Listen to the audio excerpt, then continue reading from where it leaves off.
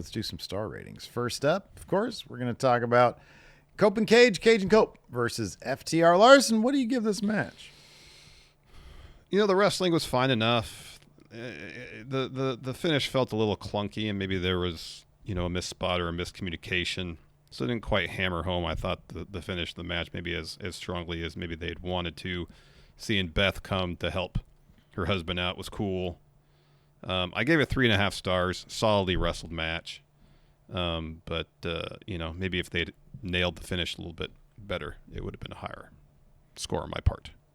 I, too, gave it 3.5 stars. Pretty much everything you said, copy and paste. There we go. Let's talk about Big Bill versus Eddie Kingston.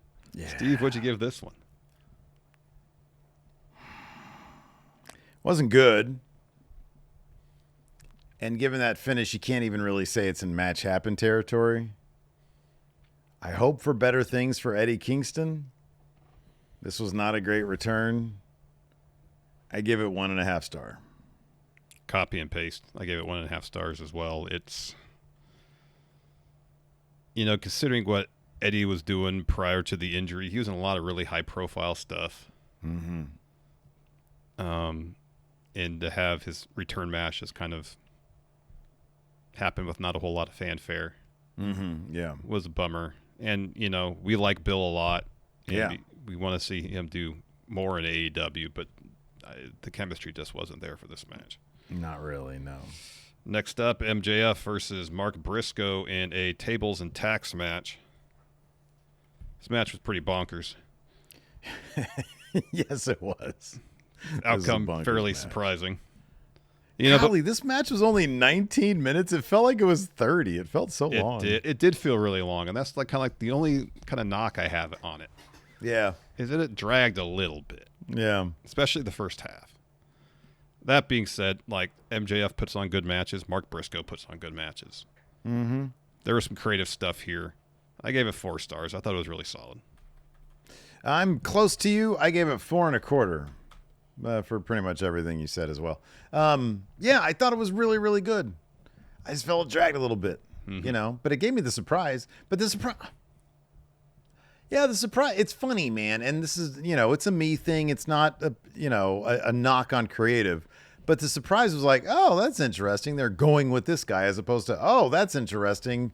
This person won. You know what I mean? Like there's like a story surprise and there's like big picture surprise where it just has you thinking like, is MJF going to take a break or something? What's going on? Yeah. Let's talk about the trios match. Ricochet and Gates of Agony against Hurt Syndicate. What'd you give this one? I gave this 3.75 stars. I thought it was really well wrestled. I thought it was cool. I'm not a huge fan of Hurt Syndicate losing anything. MVP needs to not be with them. That's the conversation we had earlier. That's all story stuff. But I really like this match. I just didn't think it was I'm not invested in Gates of Agony or the actual feud enough for me to really be invested in the match. But I like the wrestling. Yeah, it was solid. I gave it 3.5. Not too far off from you. I guess the real key here is now that Ricochet and Gates of Agony gets a pretty huge win, beating Hurt Syndicate. What's next? How are they going to take advantage of this momentum? And that's a big question. That's what is creative going to have for them next to really start building them up to be a faction to be taken seriously and one to be reckoned with. Yeah. Next up, Riho challenging Mercedes for that TBS championship. The only thing this match kind of suffered from was any sort of doubt about who was going to win. I agree. We knew Mercedes was going to win. I like the story they're telling with Mercedes with each match. She's getting a little bit more desperate. She has to find new and creative ways to eke out wins. Mm-hmm. I appreciate that because it's not overbearing. They're not hitting you over the head with it. Right. It's just match after match. You notice these things. Oh, she has to do this to win. She has to do this to win. Now she has to grab the referee by the pants pocket to distract Riho to get the advantage.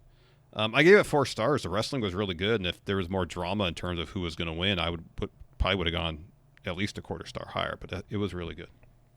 I agree 1,000% with everything you said. I gave it 4 stars as well.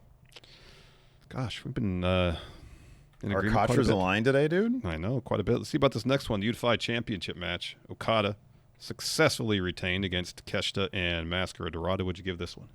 I gave this 4 3/4.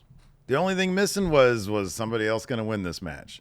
This was fucking awesome. These guys are just phenomenal.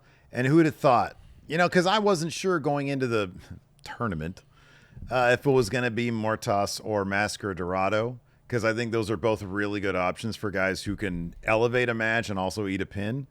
But in this case, they went with the right option because this was awesome. And it just, like we said, it elevated the Okada Takeshita. The little glimpses we saw of them one-on-one was just like, oh man, these guys fucking hate each other, and you could just feel it. So I'm really looking forward to what they do with this. And the match itself was just immaculate. I gave it 4 3/4. I'm not too far off, 4.5. Fantastic stuff. This match was so good. Really nothing to quibble with except maybe the drama and the outcome. But there'd be a slim chance that Takeshita could have walked away with that title, and they could have continued the story between him and Okada that way. Although I kind of felt like if Takeshi's beating Okada, it's going to be in a 1-on-1 bout. So I gave it 4.5. Really good stuff. Next up, coffin match. Mox taking on Darby Allin. Mox gets the win here with the return of Pac. Brutal, violent, bloody, pretty creative in spots. You got to assume Darby's going to get his win over Mox at some point. I guess this match to a degree protects him because you have the interference from Pac. Plus, he's not pinned, doesn't submit. I gave it 4 stars. It was violent and enjoyable, and with Pac returning, there's a little bit of intrigue there. So I thought it was all really good. I gave it 4 stars as well because I really, really liked it. I think it could have gone higher if Pac didn't return. I do think that was kind of my one, negative. I love Pac. I love the haircut, but it's just a cheap way out of the match, you know? And if we had gotten a proper finish, I think that would have been more satisfying. But that being said, like you said, creative, violent moves, and I'm like, oh my God, I can't believe that happened. Yeah. So yeah, 4 stars. I thought it was really good. Yep. Next up, we had for the AEW Women's Championship, Chris Statlander defeating Toni Storm, Tekla, and Jamie Hayter. What'd you give this one, Steve? I gave this 3 3/4. It was short, like we mentioned earlier. And I love Statlander winning. But the way the match was kind of constructed, and it was like one of those like, oh, shit, she just won? As opposed to like, oh, my God. Like, it didn't really feel like it built to that moment. Yeah. It was like it just happened. And it was like, oh, fuck. Yeah. Which is cool and everything, but like I like my matches to be big, dramatic crescendos. Yeah. And I thought there was a lot of creativity in this match, so I gave it 3 3/4. Yeah, I gave it 3 3/4 as well. This was another one of those matches where after Tony lost, I was like, she take time off? She doing a movie or something? Yeah, right. Yeah. Just because it came kind of so out of nowhere. Yeah. But I wasn't upset that Statlander won. The match was short. Wish they had given it more time because maybe if they had more time, it would have built to that crescendo a bit better. Yeah. Ladder match. What'd you give this one, Steve? I know you really liked it. Oh man, match. Well, yeah, this is my match of the night, but I'm going to give it the same rating that I gave that other match, 4 3/4. Okay. Not going to go 5, but goddamn, if there was. I'm trying to think what the criteria would have been for 5. Brodito won. I knew they were going to win, so that's probably it. If there was more of a story going into this match, I probably would have given it 5. It's hard to do 5 without a real proper story going into it. But so this is the highest I can go otherwise because, goddamn, I love a good train wreck here and there. I think it's awesome. So 4 3/4. I only went 4 because there was no stories between the teams, really. I mean, there kind of was a little bit between the Young Bucks and Jet Speed. There was like a little bit of a burgeoning feud there that I thought was going to lead them to have, just a regular tag match between the two teams on this card. Yeah. And I don't know. We've seen so many of these car wreck type ladder matches of late. Yeah. Maybe I feel like I've been kind of desensitized to the car wreck nature. Because like there was that TLC match on SmackDown right after Mania. That was fantastic. Yeah, that was really good. The one was it SummerSlam? That was really Yeah. good. But they didn't have Bandito. Yeah, that was with crazy. The ladder. 5-star spot. Do a moonsault and then get right back up. This didn't have Ultima Weapon on Hechicero's head on a ladder. You're mentioning 5-star spots, but I felt that as a whole it was a 4-star match. Wow. Okay. Fair enough. Main event, Kyle Fletcher versus Hangman Adam Page. Now, this was my match of the night. Okay. Hard-hitting, physical. Hangman having to overcome the injured neck. Just, gosh darn it. And some of the most intricate bits of chain wrestling. Not mat-based, but, counter wrestling, I guess I should say, that I've seen in a while. Those two sequences especially. I was like, gosh darn it, these guys are so good. And, I guess in pretty much every respect, they're handling Hangman's second title run much better than the first. The first one was just like, all right, you're going to have good matches now. Yeah. And it feels like Hangman's picked up the level of his in-ring work, plus the character work still really on point. But, if they can give us like a really solid champion Hangman story next, then we're cooking.